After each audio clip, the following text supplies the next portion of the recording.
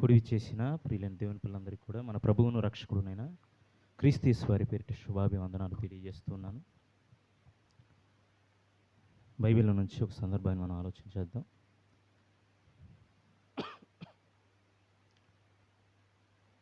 మరి గత కొద్ది రోజుల క్రితం మరి సొలొమోను గారు కట్టినటువంటి దేవాలయం గురించి ఆలోచిస్తున్నప్పుడు అందులో మరి కెరూబులు గురించి మనకు రాజుల గ్రంథంలో ఉంటుంది. మరి వాటిని గురించి ఆలోచించినప్పుడు నిజంగా సొలొమోను గారు అసలు వాటిని ఎలా కట్టించారు అనేది చిన్న ఆలోచన నాకు కలిగినప్పుడు ఒకసారి ఆ రూపాన్ని ఎలా ఉండవచ్చు అని నేను ఆలోచించినప్పుడు నెట్లో ఒకసారి వెతికినప్పుడు మరి ఒక రూపం అనేది మనకు కనిపిస్తూ ఉంటుంది. ప్రియులారా, ముందుగా ఆ సందర్భాన్ని మనం రాజుల మొదటి గ్రంథము 6వ అధ్యాయము 23 నుంచి మనం చదువుకుందాం. రాజుల మొదటి గ్రంథము 6వ అధ్యాయం 23 నుంచి. మరియు అతడు గర్భాలయమందు, అనగా సొలొమోను గారు, 10 మూరల ఎత్తుగల 2 కెరూబులను ఒలివ కర్రతో చేయించెను. ఒక్కొక్క కెరూబునకు 5 మూరలు గల రెక్కలుండెను. ఒక రెక్క చివర మొదలుకొని రెండవ రెక్క చివరి మట్టుకు 10 మూరల పొడవు. రెండవ కెరూబును 10 మూరలు కలదై ఉండెను. కెరూబులు రెండింటికి ఏకపరిమాణము ఏక ఆకారమును కలిగి ఉండెను. ఒక కెరూబు 10 మూరల ఎత్తు, రెండవ కెరూబు దాని వలనే ఉండెను. రెండు కూడా ఒకే విధంగా చేసినట్లుగా మనకు కనిపిస్తుంది. అతడు ఈ కెరూబులను గర్భాలయంలో ఉంచెను. ఆ కెరూబుల రెక్కలు విప్పుకొని ఒకదాని రెక్క యువతలి గోడకు, రెండవ దాని రెక్క అవతలి గోడకు అంటి ఉండెను. గర్భాలయమందు వీటి రెక్కలు ఒకదానితో ఒకటి అంటుకొని ఉండెను. ఈ కెరూబులను అతడు బంగారముతో పొదిగించెను. ప్రియులారా, మరి ఆయన నిర్మించినటువంటి మరి కెరూబులు ఏవైతే ఉన్నావో కేవలం కెరూబులనే కాదు, మరి దేవాలయం అంతా కూడా బంగారంతో పొదిగించినట్లుగా మనకు కనిపిస్తుంది. ఏదేమైనప్పటికీ అసలు ఎలా మరి ఈ ఆకారం ఉంటుంది అన్నప్పుడు ఆ దేవదూతల రూపం అసలు ఎలా ఉంటుంది? కెరూబులు అనగా ఎవరు? దేవదూతలు. మరి ఆ దేవదూతల రూపం అసలు ఎలా ఉంటుంది అని ఒకసారి మరి స్క్రీన్పై మనం చూద్దాం.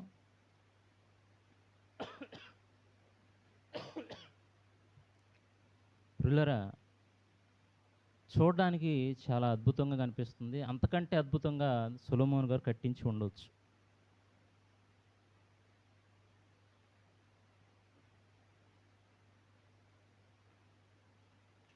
జూమ్ చేయండి.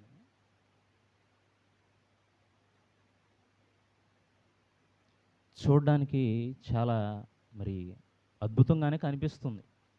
అయితే ప్రియులారా, వాటికి ఇచ్చిన ముఖ రూపం ఏదైతే ఉంది, ఏ రూపం ఉంది మనకు అక్కడ? మనుషుల రూపం. ఏ రూపం? మనుషుల రూపం.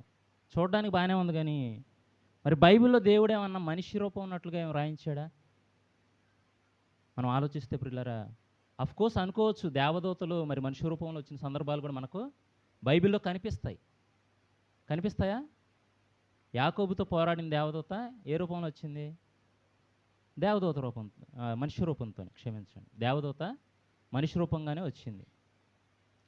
అయితే మరి బైబిల్లో ఈ సందర్భంలో మరి దేవుడు ఫలానా రూపాన్ని నేను ఇచ్చానని రాయించాడంటే మరి ఈ సందర్భంలో మనకేమీ కనిపించదు.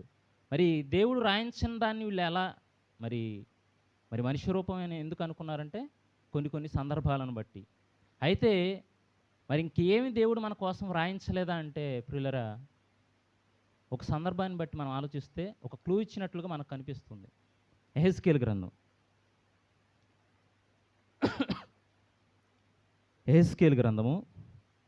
10వ అధ్యాయము 14 వచనం. యెహెజ్కేలు గ్రంథము 10వ అధ్యాయం, అందరు తీయండి. 10వ అధ్యాయము 14వ వచనం. కెరూబులలో ఒక్కొక్క దానికి 4 ముఖములుండెను. మొదటిది కెరూబు ముఖము, రెండవది మానవ ముఖము, మూడవది సింహము ముఖము, నాలుగవది పక్షిరాజు ముఖము అన్నాడు. ప్రియులారా, మరి యెహెజ్కేలు గారికి వచ్చినటువంటి దర్శనంలో చూపించినటువంటి రూపాలు ఇవి. కెరూబులు అంటే దేవదూతలు అన్న సంగతి మనందరికీ తెలుసు. కానీ నిజంగా ప్రియులారా, ఇక్కడ సింహం ముఖం మనకు కనిపిస్తుంది, మానవ ముఖం మనకు కనిపిస్తుంది, అలాగే నాలుగవది పక్షిరాజు ముఖం మనకు కనిపిస్తుంది. కానీ మొదటి దాని ముఖాన్ని మనం చూస్తే ఆల్రెడీ అవి కెరూబులే, కానీ ప్రత్యేకంగా అక్కడ ఒకటి వాడాడు, కెరూబు ముఖం అన్నాడు. ఏ ముఖం అన్నాడు? నేను మామూలుగా అన్నీ వరుసగా రాసుకొని వెళ్ళిపోతే నేను అక్కడ ఆగేవాడిని కాదు అసలు. కానీ ఆల్రెడీ కెరూబులు అయితే మళ్ళీ కెరూబు ముఖం అంటాడేంటి? ఇప్పుడు ఆల్రెడీ కెరూబులే అండి అయ్యి, అవునా కాదా? దేవదూతలే, అందులో ఏ సందేహం లేదు. కానీ కెరూబు ముఖం అనే చెప్పేపాటికి నేను ఆగాల్సిన పరిస్థితి వచ్చింది. ఇంతకీ ఏంటా కెరూబు ముఖం? మిగతా వాటి గురించి సస్పెన్స్లో పెట్టలే. అక్కడ సింహం ముఖం చెప్పాడు, మనిషి ముఖం చెప్పాడు, అలాగే పక్షిరాజు ముఖం చెప్పాడు. మరి ఇంతకీ ఈ కెరూబు ముఖం ఏంటి? దీన్ని ప్రత్యేకంగా ఎందుకు సస్పెన్స్లో పెట్టాల్సి వచ్చింది? మనకి అక్కడ కెరూబు ముఖం ఏంటో తెలియదు. సొలొమోను గారు చేయించినటువంటి కెరూబుల ముఖ రూపాలు మనకు తెలియదు. ఎక్కడ రాయించాడు ఈ విషయాన్ని? ప్రకటన గ్రంథం. ఇది ఆల్రెడీ మనకు తెలిసిన విషయమే, కానీ మరి ఈ సందర్భంలో మనం ఆలోచన చేయాల్సిన పరిస్థితి ఎంతైనా ఉంది. ప్రకటన గ్రంథం 4వ అధ్యాయము 7వ వచనం.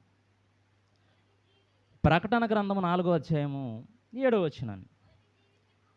మొదటి జీవి కాతే మొదటి జీవి ఈ మారతి తప్ప ఆ ఫేస్ ఏంటో మనకు మాత్రం ఇక్కడ క్లారిటీ ఇస్తాడు. మొదటి జీవి అట సింహము వంటిది, రెండవ జీవి దూడ వంటిది, మూడవ జీవి మనుషుని ముఖం వంటిది, నాలుగవ జీవి ఎగురుచున్న పక్షిరాజు వంటిది. సస్పెన్స్లో ఉన్న ఫేస్ ఏంటి? కెరూబు. ఆ కెరూబును ఇక్కడ ఇచ్చిన రూపం ఏంటి? ఏ రూపం అండి? దూడ. అర్థమైందా? దూడ అంటే కెరూబును ప్రత్యేకంగా వాడాడు, లేకపోతే మనం దాన్ని అంత ఆలోచించవలసిన పరిస్థితి ఏమీ లేదు. వాస్తవానికి మరి ఇప్పుడు అక్కడ ఏ రూపం ఉండాలి? మనిషి రూపంలో ప్రకారంగా దీన్ని బట్టి దూడ ముఖం ఉండాలి. ఏ ముఖం ఉండాలి? దూడ ముఖం. చూడడానికి ఎలా ఉంటుందండి? మీరు ఆలోచించండి. దూడ. ఇంకా దూడని ఏమన్నాడంటే యెహెజ్కేలు గ్రంథము 1వ అధ్యాయం 10వ వచనంలో చదువుకుందాం. ఆ నాలుగింటి యెహెజ్కేలు గ్రంథం 1వ అధ్యాయం 10వ వచనం. ఆ నాలుగింటి ఎదుట ముఖ రూపములు మానము ముఖము వంటివి, కుడి పార్శ్వపు రూపములు సింహముఖము వంటివి, ఎడమ పార్శ్వపు ముఖములు ఎద్దు ముఖము వంటివి, నాలుగింటికి పక్షిరాజు ముఖం వంటి ముఖములు కలవు. ఇక్కడేమన్నాడంటే ఎద్దు ముఖం అన్నాడు. ఏ ముఖం? ఎద్దు ముఖం. ప్రియులరా, మీరు ఆలోచించండి. దేవుని దగ్గర మరి ఎద్దు రూపం మనకు ఈ సందర్భాలను బట్టి కనిపిస్తుంది. దూడైనా ఎద్దైనా ఒకటే, దానికి కూడా సందర్భాలు ఉన్నాయి. ప్రియులరా, ఆలోచించండి. అంటే దేవుడు ఒక చోట రాయించలేదు, కానీ మరి మనిషి ఆలోచించిన విధానానికి దేవుడు ఇచ్చినటువంటి మరి క్లూను బట్టి మనం ఏ రూపంగా దాన్ని మారుస్తున్నాం అన్నప్పుడు ఎద్దు రూపం అనుకోవచ్చు. అసలు ఎందుకు ఎద్దు రూపం? ఎందుకు ఎద్దు రూపం దేవుడు పెట్టించడం జరిగింది? దీనికంటే ముందుగా సొలొమోను గారి కంటే ముందుగా కూడా మోషే గారికి కూడా సేమ్ మరి మందసంలో ఉండే మరి రూపాలు కూడా సేమ్ ఇవే ఇవ్వడం జరిగింది. అది మనకు ఎక్కడ కనిపిస్తుంది? నిర్గమాకాండము 20వ అధ్యాయము 9 నుంచి 18 వచనాల్లో మనకు కనిపిస్తుంది. ఒక నమూనా మరి మోషే గారికి ఇవ్వడం జరుగుతుంది. ఆ విధంగా ఆయన మనకు మరి చేసినట్లుగా కనిపిస్తుంది. ఎందుకు మరి ఎద్దు రూపాన్నే దేవుడు పెట్టాడు అన్నప్పుడు ప్రియులరా, కీర్తన గ్రంథము 106వ అధ్యాయము 19-20 వచనాలు చదువుకుందాం. కీర్తన గ్రంథము 106వ అధ్యాయము 19-20 వచనాలు. హోరేబులో వారు ఎవరు? వారు ఇశ్రాయేలీలు. ఎవరండి? ఇశ్రాయేల్. అంటే తర్వాత మాట కూడా చదువుదాం. పోత పోసిన విగ్రహానికి నమస్కారం చేసిరి, తమ మహిమాస్పదమును గడ్డిమేయు ఎద్దు రూపానికి మార్చేశారు. ఇప్పుడు దేవుడు ఏం చేయాలి చెప్పండి మీరు? దేవుడు అలాంటి దేవుడు అంటే మన దేవుడు ఏమండి? నిర్గమాకాండము 34వ అధ్యాయము 14వ వచనం. తన మహిమాస్వదు మరి దేవుని యొక్క రూపాన్ని ఎద్దు రూపంగా మార్చారట. గడ్డి మేయు ఎద్దు రూపానికి మార్చారు. అప్పుడు దేవుడు మరి 34వ అధ్యాయం 14వ వచనంలో నిర్గమాకాండము 34-14 వచనం. ఏలయనగా వేరొక దేవునికి నమస్కారం చేయవద్దు, ఆయన నామము రోషము గల యెహోవా. ఆయన ఎలాంటి దేవుడే అంటే రోషం కలిగిన వాడు. ప్రియులారా, తన రూపాన్ని వేరొక దానికి ఇస్తే ఆయన ఏమాత్రం తట్టుకోలేడు. ఏమండి? వేరొక రూపానికి నమస్కారం చేయడానికి ఆయన ఇష్టపడలేదు. అందుకే ఇశ్రాయేలీలు దూడం చేసుకున్నారు. ఆ దూడ ఏంటన్నప్పుడు ఎద్దు రూపం, మహిమా స్వరూపాన్ని ఆయన ఎలా మార్చారట? గడ్డిమేయు ఎద్దు రూపానికి మార్చారు. అందుకే దేవుడు ఏం చేశాడు తెలుసా? ఏ ఎద్దునైతే వీరు పూజించారో, ఏ ఎద్దుకైతే వీళ్ళు నమస్కారం చేశారో, ఆ ఎద్దుల్ని ఆయన దగ్గర పెట్టుకున్నాడు. ఎందుకు? అవి నా సేవకులని ఇశ్రాయేలీలందరికీ అర్థం కావాలి. ఏమండి? ఇశ్రాయేలీలందరికీ కూడా అర్థం కావాలి ఆ విషయం. అది చూస్తున్నప్పుడల్లా ఈ ఎద్దులు దేవుడు కాదు, ఆయన దూతలన్న సంగతి అర్థం కావడం కోసం అటు మోషే గారి చేత కానివచ్చు, ఇటు సొలొమోను గారి చేత కానివచ్చు. మరి సొలొమోనుకి ఎలా తెలిసిందన్నప్పుడు ప్రియులారా, నిజంగా ఆ జ్ఞానాన్ని ఎవరికి ఇచ్చాడన్నప్పుడు దేవుడు దావీదు గారికి ఇచ్చినట్లుగా మనకు మరి దినవృత్తాంతం మొదటి గ్రంథము 28వ అధ్యాయము 18-19 వచనం చదువుకుంటే మనకు అర్థమవుతుంది. దినవృత్తాంతం మొదటి గ్రంథము 28వ అధ్యాయము 18 నుంచి 18-19 వచనాలు. ధూపపీఠమునకు కావలసినంత పుటము వేయబడిన బంగారమును ఎత్తు ప్రకారముగాను రెక్కలు విప్పుకొని యెహోవా నిబంధన మందసమును కప్పు కెరూబుల వాహనము యొక్క మచ్చునకు కావలసినంత బంగారమును అతనికి అప్పగించెను. ఇవన్నీ అప్పగించి, యెహోవా హస్తము నా మీదికి వచ్చి ఈ మచ్చుల పని అంతయు వ్రాత మూలముగా నాకు నేర్పాను. ఎవరికి నేర్పింది? దావీదు గారికి. సొలొమోను గారి తండ్రి అయినటువంటి దావీదు గారికి నేర్పాడు. ఆ విషయాన్ని సొలొమోను గారికి తెలియజేస్తున్నాడు. అంటే దావీదుకి ఎలా తెలుసు ఇలా దేవాలయాన్ని కట్టించాలని, ఇలా చేయాలని?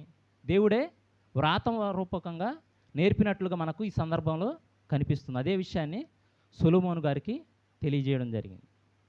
ప్రియులారా, ఆలోచించండి. అంటే దేవుని రూపాన్ని మరొకరికి ఇస్తే దేవుడు ఏమాత్రం కూడా సహించడు. ఆయన రోషము గల దేవుడు. కాబట్టి నిజంగా మరి బైబిల్ని బట్టి మనం ఆలోచిస్తే మనుషుల రూపం ఇచ్చాడంటే కాదు, ఎద్దు రూపం ఇచ్చాడు. ఆ ఎద్దును చూసినప్పుడల్లా, ఆ ఎద్దులు చూసినప్పుడల్లా మనకు ఏమర్థం కావాలన్నట్టు, ఇశ్రాయేలు ఏమర్థం చేసుకోవాలి? ఎద్దు రూపంలో దేవుడు ఏమాత్రం ఉండడు, అవి కేవలం ఆయన దూతలు మాత్రమే అని అర్థం చేసుకోవాలి. ప్రియులారా, మరి ఈ సందర్భాన్ని, అలాగే మోషే గారి సందర్భాన్ని కూడా మరి పౌలు గారు ప్రస్తావిస్తూ ఒక మాటను అన్నారు. దీని గురించి ఏమన్నా మరి ఆయన చెప్పాడంటే 9వ అధ్యాయం హెబ్రీ పత్రిక 5వ వచనంలో, హెబ్రీ పత్రిక 9వ అధ్యాయం 5వ వచనంలో,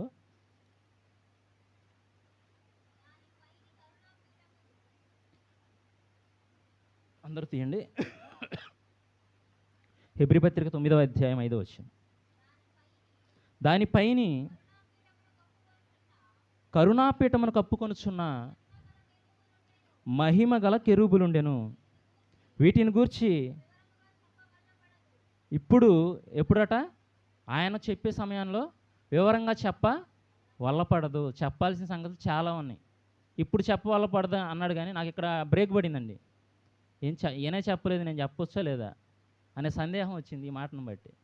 కానీ ఏమన్నాడు? ఇప్పుడు వల్లపడదు అన్నాడు, కానీ ఇప్పుడు చెప్పొద్దనే. ఇప్పుడు వల్లపడదు, అలాగని ఎప్పుడు చెప్పొద్దని కాదు. ఆలోచించండి మీరు, అంతే కదా. ఎప్పుడు చెప్పొద్దని కాదు, ఆయనకు ఎన్నో విషయాలు ఉన్నాయి, అంతకంటే గొప్ప సంగతులు చెప్పవలసినవి ఎన్నో ఉన్నాయి కనుక ఇప్పుడు వల్లపడదు అన్నాడు. కానీ మనకు దేవుడు ఏం క్లూ లేకుండా ఇవ్వలేదు. బైబిల్ను పరిశోధనకు చదివితే ప్రతి విషయం కూడా మనకు మరి దేవుడు వ్రాయించినట్లుగా ఈ మాటను బట్టి మనకు అర్థమవుతుంది. నాకు మళ్ళీ మరొక బ్రేక్ పడింది. దూడం చేసుకుంది ఎప్పుడు?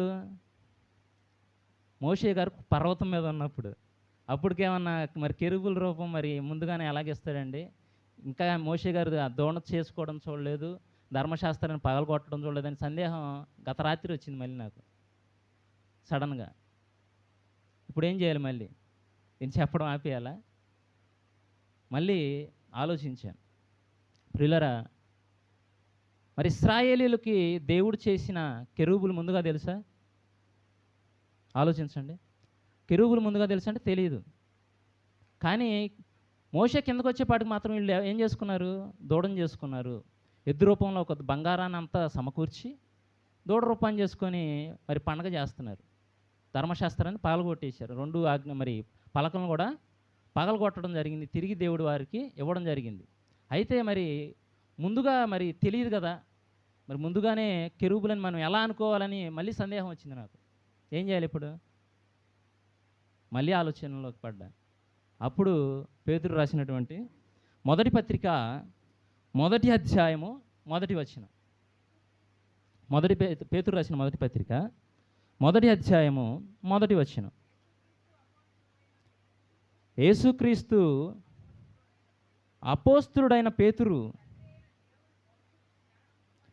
తండ్రి అయిన దేవుని భవిష్యత్ జ్ఞానమును బట్టి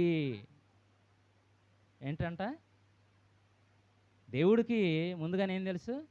భవిష్యత్ జ్ఞానం ఉంది, మనకు లేదు, మోషేకి కూడా లేదు. కానీ ఎవరికి ఉంది?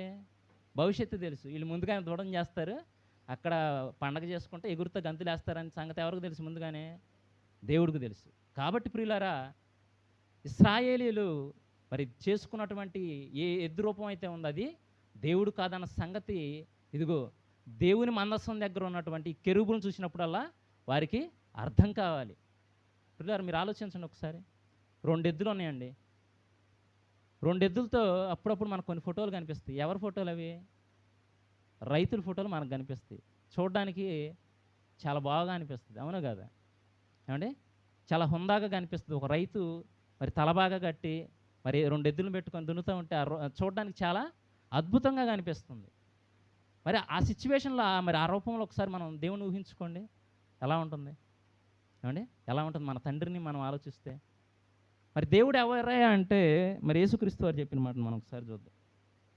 ఏమండి?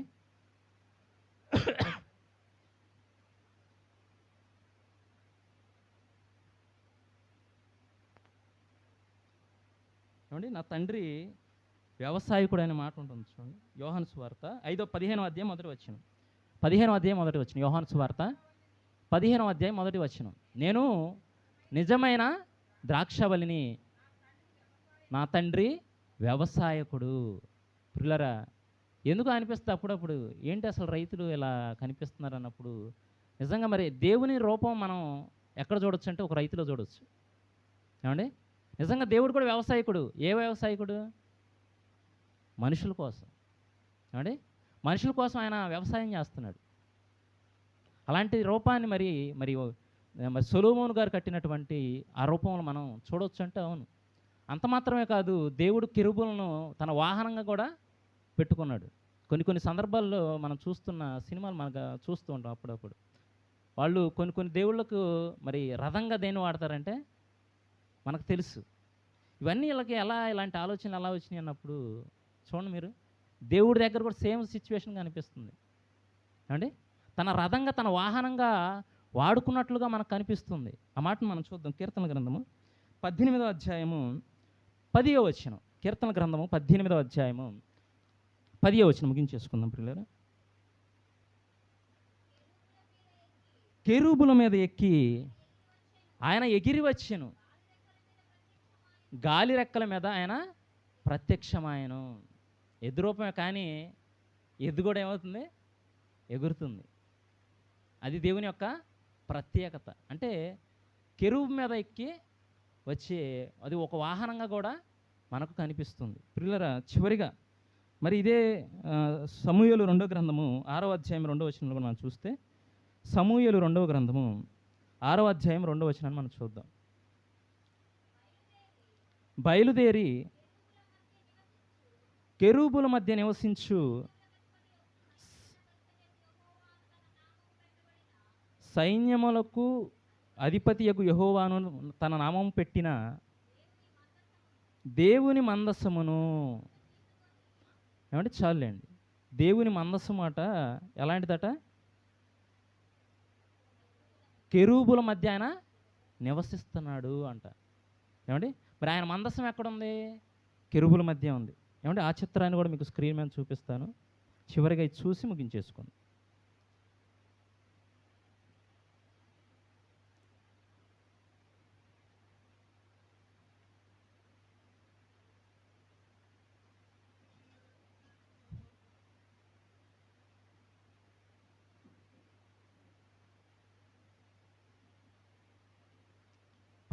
ఎలా ఉందండి? బైబిల్ ప్రకారంగా మనుషులు ఊహించిన విధంగా కాకుండా బైబిల్ ఏదైతే చెప్పిందో దాన్ని మనం మరి చిత్ర రూపంలో మనం ఇప్పుడు చూడగలుగుతున్నాం. అంతకంటే గొప్పగా ఉంటుంది. జస్ట్ అది శాంపుల్ మాత్రమే. కానీ అక్కడ మందసం దగ్గర చూడండి, ఆ కెరూబులు మళ్ళీ లోపం ఉంది అందులో. కాబట్టి ప్రియులారా, దేవుడు ప్రతిదాన్ని కూడా చక్కగా వ్రాయించాడు. కానీ మనం కొన్ని దాటేస్తూ ఉన్నాం. కానీ మరి పరిశోధనాత్మకంగా మనం చదువుకుంటే ప్రియులారా, ప్రతిదీ కూడా మనకు దేవుడు క్లూ ఇచ్చినట్లుగా మనకు ఈ సందర్భాలను బట్టి మనకు అర్థమవుతుంది. కాబట్టి చివరిగా ఒక మాటను 2 మాటలు చదువుకొని అది ముఖ్యం కనుక, మరి మత్తయి సువార్త 10వ అధ్యాయం 37వ వచనంలో ఏమంటాడంటే, నాకంటే తల్లిదండ్రులనైనను అన్నదమ్ములనైనను అక్క చెల్లెలనైనను ఎక్కువగా ప్రేమించకండి అంటున్నాడు. ఎందుకని? దేవుని స్థానాన్ని మరొకరికి ఇవ్వకూడదు. అలాగే ఏమండి, కొలస్సీ పత్రిక 3వ అధ్యాయము 5వ వచనం. కొలస్సీ పత్రిక 3వ అధ్యాయము 5వ వచనం. భూమి మీద ఉన్న మీ అవయవములను అనగా జారత్వమును అపవిత్రతను, ఏమంటే చివరి మాట చదవండి, ధనాపేక్ష ఏంటదంట? విగ్రహారాధన అయిన ధనాపేక్ష. ప్రియులారా, దేనినైనా ప్రేమించకపోవచ్చేమో కానీ మనిషి దేని ప్రేమిస్తాడు? ధనాన్ని. అంటే దేవుని స్థానాన్ని ఎవరికి ఇస్తున్నాడు? ధనానికి. మరి దేవుడు ఎలాంటి దేవుడు?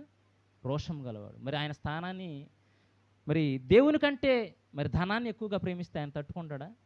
మీరు ఆలోచించు. అలాగే మరి ఫ్యామిలీని ఎక్కువగా దేవుడి కంటే ఎక్కువగా ప్రేమించారనుకోండి, దేవుడు తట్టుకుంటాడా? తట్టుకోడు ప్రియులారా. దానికి తగ్గ ప్రతిఫలాన్ని ప్రతి మనిషి పొందుకోక తప్పదు.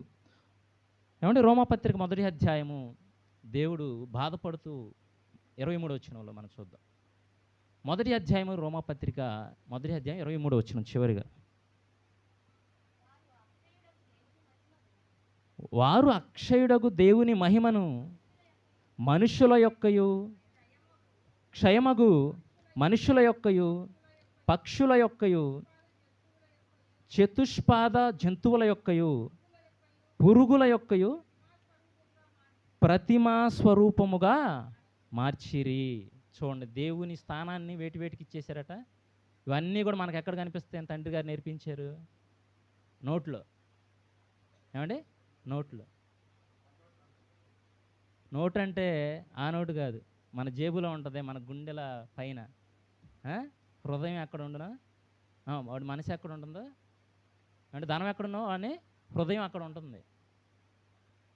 అదే విషయాన్ని తండ్రి గారు తెలియజేశారు. నోటు అంటే ఈ రూపాలన్నీ కూడా నోట్లో కనిపిస్తాయి మనకి. పిల్లరా, కాబట్టి దేవుని స్థానాన్ని ఎవరికిచ్చిన ఆయన తట్టుకోడు. ఇశ్రాయేల్‌కి అందుకే మరి ఎద్దు రూపాన్ని ఎందుకు కెరూబులుగా ఉంచుకున్నాడంటే ఇశ్రాయేల్‌కి అర్థం కావాలి. మనకు కూడా ఈరోజు ఏం అర్థం కావాలి? ఆ రూపాన్ని ఎవరికిచ్చినా తట్టుకోలేడన్న సంగతి మనం గ్రహించి మరి దేవునికి ఇష్టలైన వారిగా, దేవుణ్ణే ప్రేమించే వారిగా ఎక్కువగా ప్రేమించొద్దని చెప్పట్లా, దేవుని కంటే ఎక్కువగా ప్రేమించవద్దు. ధనాపేక్ష సమస్తమైన కీడులకు మూలం గనుక మరి ధనాన్ని ప్రేమించక దేవుని మాత్రమే ఎక్కువగా ప్రేమిస్తూ దేవుని స్వభావంలో కొనసాగాలని కోరుకుంటూ ప్రియులారా మరి నా మాటలు ముగిస్తున్నాను. కళ్ళు మూసుకున్నట్లయితే చిన్న ప్రార్థనతో ముగించుకొని తండ్రి గారి మాటలు కూడా మనం విందాం. మమ్మల్ని మిక్కిలిగా ప్రేమించిన మా కన్న తండ్రి దేవా, ప్రతి సందర్భాన్ని కూడా మాకు తండ్రి 66 పుస్తకాల్లో ఎక్కడో ఒక చోట మీరు వ్రాయించారు. ప్రతి ప్రశ్నకు కూడా సమాధానాన్ని తండ్రి పరిశోధనాత్మకంగా మేము తెలుసుకున్నప్పుడు ప్రతిదానికి మీరు సమాధానాన్ని మాకు అనుగ్రహిస్తున్నందుకే మీ కృతజ్ఞతలు నాయన. తండ్రి దేవా, మరి జ్ఞానాన్ని మాకు అందించినందుకే మీ కృతజ్ఞతలు తెలియజేస్తున్నాం. మీరు ఏదైతే మాకు నేర్పించారో ఆ మాటలను మీ పిల్లలకు కూడా నేర్పించాం. విన్న వాక్యాన్ని నిష్ప్రయోజనంగా విడిచిపెట్టగా వాక్య ప్రకారం నడుచుకునే భాగ్యాన్ని మీ పిల్లలకు నాకును ప్రసాదించమని తండ్రి, తదుపరి తండ్రి గారి ద్వారా కూడా ఎన్నో విలువైన మాటలు మాకు నేర్పించమని కోరుతూ తండ్రి, సంఘం అంతటిని మీ చేతులకు అప్పగిస్తూ ఈ ప్రార్థన మనవులు మీ ప్రియకుమారుడు మా రక్షకుడునైన క్రీస్తు యేసు వారి పేరిట అడిగి వేడుకొనుచున్నాము తండ్రి.